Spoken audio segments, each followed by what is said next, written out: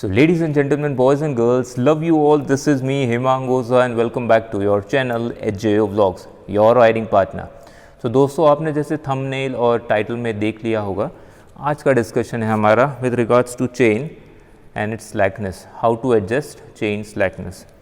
And just give me 5 minutes of your time. केवल 5 minute लूँगा आपके और 5 मिनट में आपको समझ में आ जाएगा कि चेन की एडजस्टमेंट, स्लैकनेस की एडजस्टमेंट कैसे खुद से घर पे बैठे कर सकते हैं. Just 5 minutes, right. सो जैसे मैंने कहा था कि चेन स्लैक की एडजस्टमेंट करेंगे, तो उसके लिए जो जो टूल्स चाहिए हमें, हालांकि कुछ चीज़ें it's not exactly the same what I am using, but we can still get our work done if you don't have those exact number of spanner. So to begin with, we need a spanner which comes along with the tools which is given by Bajaj Dominar. This is the 22 mm ka spanner. Then we need one more which is of the bigger size, but I don't have it, so I'm using this tool. Then we need one 12 mm spanner and one 10 mm spanner and a scale as well. अपने बच्चों की market में छोटी सी ऐसी scale मिलेगी, gauge भी आता है, उसके लिए एक टूल आता है, पर उसकी ज़रूरत नहीं है. जब 5 रुपये से काम चल सकता है तो you don't have to buy unnecessary something else which will cost you more. So ये इसलिए चाहिए कि हमें गेज कर सके कि कितना स्लैकनेस सही है. Alright, so I just explain to you this. Alright, ये जो आप देख रहे हैं, ये मेरा चेन मैंने अभी कुछ दिनों पहले ही I had adjusted the slackness and also lubed and cleaned the chain. So if you see this is approximately the middle portion of the chain sprocket, right? So यहाँ से हमें slackness इस तरह से देखना है. अभी वो कितना होना चाहिए? अराउंड 20 to 30 mm की slackness चाहिए as advised by Bajaj Dominar in their manual. So Bajaj Dominar का manual बोलता है 20 to 30 mm का slackness चाहिए. So how will you measure it? So I'll explain to you. So this is your kids ruler. I mean, मैं अपनी daughter की use कर रहा हूँ, आपके घर पे अगर है तो आप यूज़ करिए, तो मार्केट से मिल जाएगा. So if you see, this side is the mm, this side is the cm, that is centimeters. So 1 centimeter is equal to 10 mm. So उस हिसाब से 2 to 3 centimeters का slackness is something which is advisable as recommended by Bajaj Dominar. So इसे आप कुछ इस तरह से रखेंगे, करेक्ट. और अभी ये कह रहे हैं कि 2 to 3 centimetres if you convert mm into centimetre. So if you see this, इस तरह से आप अंदाज़ा लगाइए कि ये स्लैकनेस कितनी है. एंड इफ़ यू सी, मेरे इतना मूव हो रहा है, करेक्ट.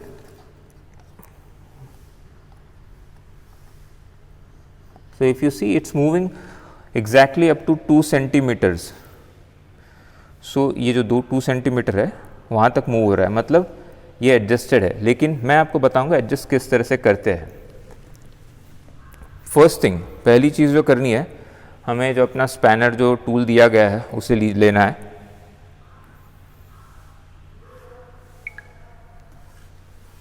राइट, ये स्पैनर को हम कुछ इस तरह से पकड़ेंगे. माइंड यू, हमें टायर का नट पूरा नहीं खोलना, हमें सिर्फ एडजस्ट करना है. तो और दूसरी तरफ से इस नट को हम यहाँ से पकड़ के लूज करेंगे.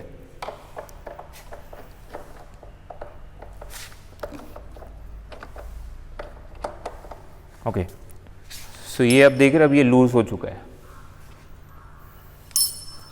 अब लूज करने के बाद नेक्स्ट स्टेप क्या है? लूज़ करने के बाद नेक्स्ट स्टेप ये है कि जो मैंने कहा था with regards to these 2 small spanners which I have 10 and 12 mm, उसका उपयोग करना है.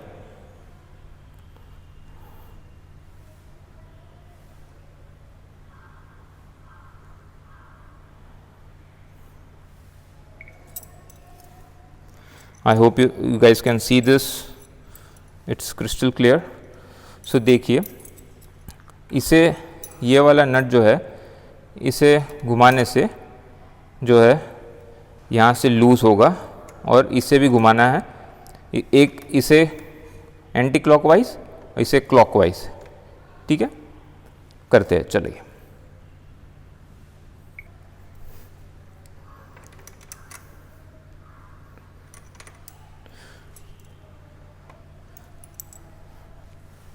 I hope you guys can see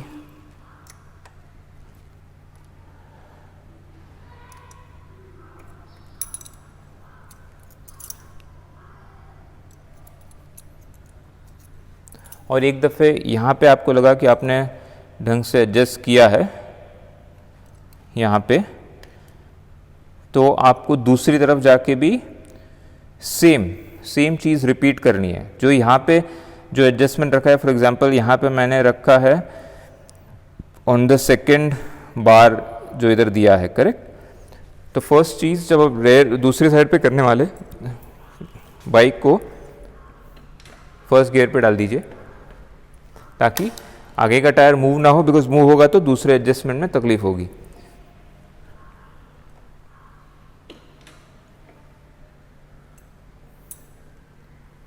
okay, तो मैंने फर्स्ट गियर पे बाइक डाल दी।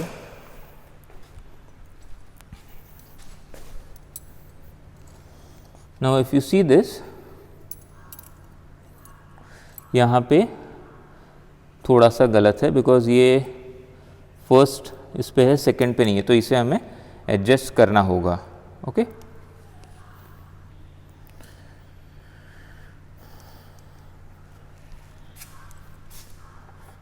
तो ये मैं एडजस्ट कर रहा हूँ।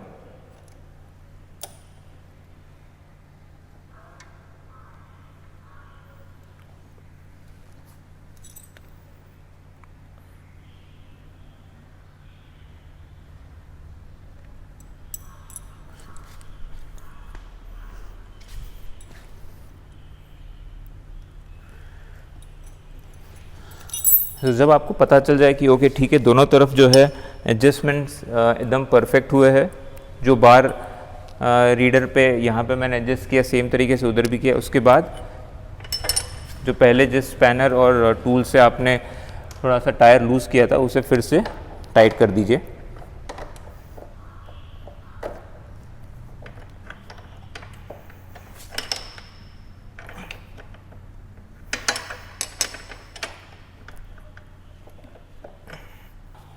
Alright, so this is how we do our chain adjustment. So और दूसरी बात, मेन स्टैंड है तो ये बहुत आसान हो रहा है करने के लिए। अगर मेन स्टैंड नहीं होता तो शायद दिक्कत होती। अगर आपने मेरा रिव्यू नहीं देखा about the main stand that I am using which is from Hyperrider, do check the i-link button and you will see the review. And if you do like the video, if you feel that the content was good enough and the information that I shared with you was good enough, please do like, share and subscribe to the channel. Thank you. Love you all. Take care. Bye bye.